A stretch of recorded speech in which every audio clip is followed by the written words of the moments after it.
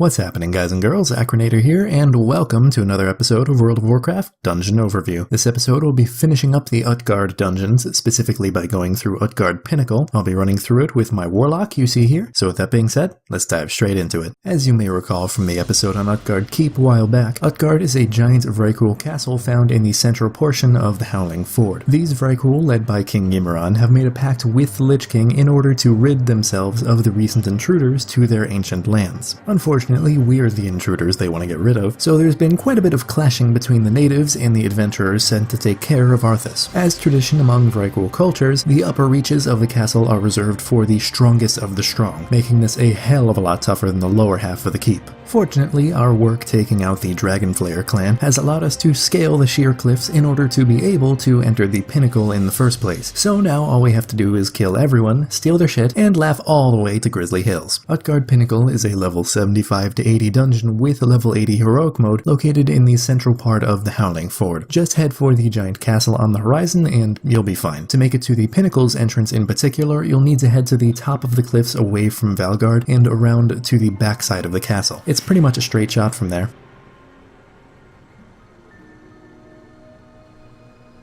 Svala is one of the remaining members of the Dragonflayer clan who wasn't inside the keep when we first attacked. She was Ingvar's lieutenant, and it was her who first discovered our plan to attack the castle after we first landed on Northrend's shores. We find her in a chamber of the castle communing with the Lich King himself, where she pleads for Arthas to bestow upon her more power to crush the intruders. The Lich King has acknowledged Svala's hard work and dedication, and for her tenacity she is rewarded by being transformed into a Valkyr. She'll be considerably harder to kill with her new powers, but empowered or not, she needs to be taken out. So here goes something. The only thing that you have to worry about for this fight is that Svala will randomly stun and transport a player to the top of the little altar she starts out on. This player won't be able to interact whatsoever, at least not until the 3 channeler mobs are taken out. Just make sure to free your friend quickly, because after 25 seconds the channelers will begin to damage all nearby players for a considerable amount of shadow damage.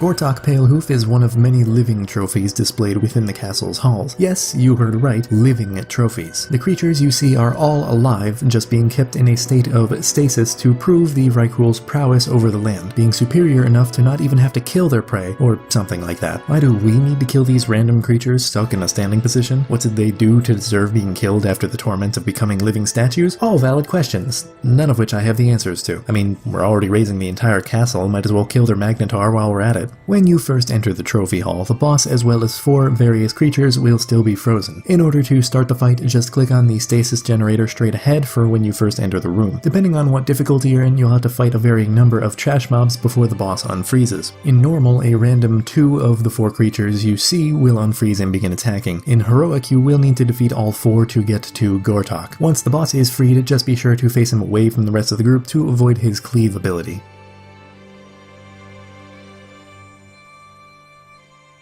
Many years ago, some of the Vrykul began birthing abnormally small children. The ones who would survive would later become the progenitors for humans, though very few would live to see adulthood. Ymiron himself condemned any malformed youths to death in order to preserve the strength of the Vrykul people. Some happily cleansed their bloodlines of such impurities, but thankfully some Vrykul had an actual conscience. There were some among them who didn't care about birth defects and couldn't bring themselves to kill their own children. Instead, they attempted to stow them away, raising them in secret. Unfortunately, Ymiron was aware of this and sent warriors such as Skadi to purge the lands of these imperfections. Skadi earned the title of Ruthless by killing countless families who opposed the king, earning Ymiron's notice and respect. The few who managed to escape Ymiron's wrath decided to bring their children to a safer land to the south and allow them to fend for themselves in what would later become known as the region of Lordaeron. The rest is human history, and I would recommend looking at the story behind the kingdom of Strom for more details. This also begs the question for how long Vrykul can live, but let's save that for another day. Immediately after walking out of the trophy hall and onto the terrace outside, Skadi will react and run back with his blue proto-drake Groff. In his place will come about a dozen Vrykul warriors. They'll line up in pairs all the way down to the other side of the terrace, with the occasional solo NPC running all the way down to meet you. I would recommend pulling as many as you can manage and making your way to the opposite end of the walkway as quickly as possible. This is mostly because Groff will randomly cast a breath on one half of the ground, leaving a damaging pool of of clouds behind for a few moments. The biggest part of this first phase is to watch out for the harpooner mobs mixed in with the rest. They'll be easy enough to spot from their names and the weapons they're carrying. After being killed, they'll drop their harpoons, make sure to pick them up. Wait for Scotty and Groff to ride back around the terrace until they're right in front of the harpoon guns, then fire as many harpoons as you can. It's important to note that you can pick up multiple, and there's only 3 guns, so it'll probably be best if 2 or 3 people have them all. It should only take about 5 shots to down Groff, leaving Scotty to fight you mountless for the remainder of this encounter. Scotty really only has a whirlwind ability, so just make sure to give him plenty of girth when he's casting that. Also, fun fact, Scotty has a chance to drop the blue Proto-Drake mount, which has about a 2%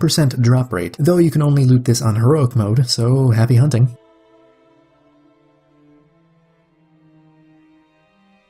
Ymiron is and has been the king of the Vrykul of Northrend for hundreds of years. He ruled with an iron fist and has seen many issues of extreme cultural significance come and go. Of course, this includes the curse of the malformed young, or at least that's how he sees it. Many decades ago, Ymiron fell into a deep slumber, and for years his people have been without their king to lead them. His beloved wife had been holding down the fort for a long time while he slept, until recently when we adventurers were forced to kill the queen to ensure our people's safety. To be fair, she started it, but try telling that to Ymiron. The king awoke soon after to his queen murdered, his land besieged by intruders, and the Lich King offering him the power to annihilate anyone who would oppose him. You can probably guess what he did next. Yeah, he forsook his mortality and accepted the gift of the Scourge, and is now the final obstacle we face in order to secure the Howling Fjord in the war against Arthas. As you enter the throne room, you'll notice that the portcullis to your right would lead right back to the start of the dungeon. No real point in telling you that other than to show you the futility of the last few minutes of this video. Forget stronger fighters, we need a damn siege engine. Jokes aside, however, this fight is actually pretty complex. The first thing you'll need to worry about is Ymiron casting Bane. It's an aura that lasts for 5 seconds, which damages all nearby players whenever the boss is damaged. I'd recommend holding off on the damage until the aura wears off to avoid killing any meleeers in the group. This one is specifically for the healers, so take note. Ymiron can cast Dark Slash, which will cut the target's health in half, so don't panic and think that you're going to wipe. Just heal the targeted player up to full again and you should be fine. Another thing for the healer to worry about, besides not wiping, is a curse called Fatigued Rot. The damage is pretty negligible, but this also decreases the healing you receive by 25%, so you should probably dispel that as soon as you can. At various increments of health, Ymiron will summon Fallen Kings to empower him with one of various abilities. In normal, he'll do this at 66 and 33% health, while in heroic, it'll be at 80, 60, 40, and 20% remaining health. The abilities range from extra damage to summoning trash mobs, but none are of extreme significance. Just burst the boss down quickly if you're having trouble with one particular ability. Another little trick is to burst Ymiron down as fast as possible just before the Fallen King grants him the buff. This window only lasts for about 1 second though, so you better be quick. The last thing is that directly before summoning these Fallen Kings, Ymiron will cast a shout that will stun all players for 8 seconds. There's no way to avoid this, so just make sure you're not about to die before you hit the health increments. Well, I hope you all enjoyed this episode, and if you did, feel free to give it a thumbs up. If you want to see more like it, maybe even subscribe. Links to my social media and whatnot are in the description below. And as for the comment question, do you wish there was more lore about the early days of the human race in Warcraft? I mean, there's some about the troll wars against the Amani tribe, and there's a little bit more that came with Legion, but still, I'd love to know more. Anyways, that's all the time I've got for today, so until next time,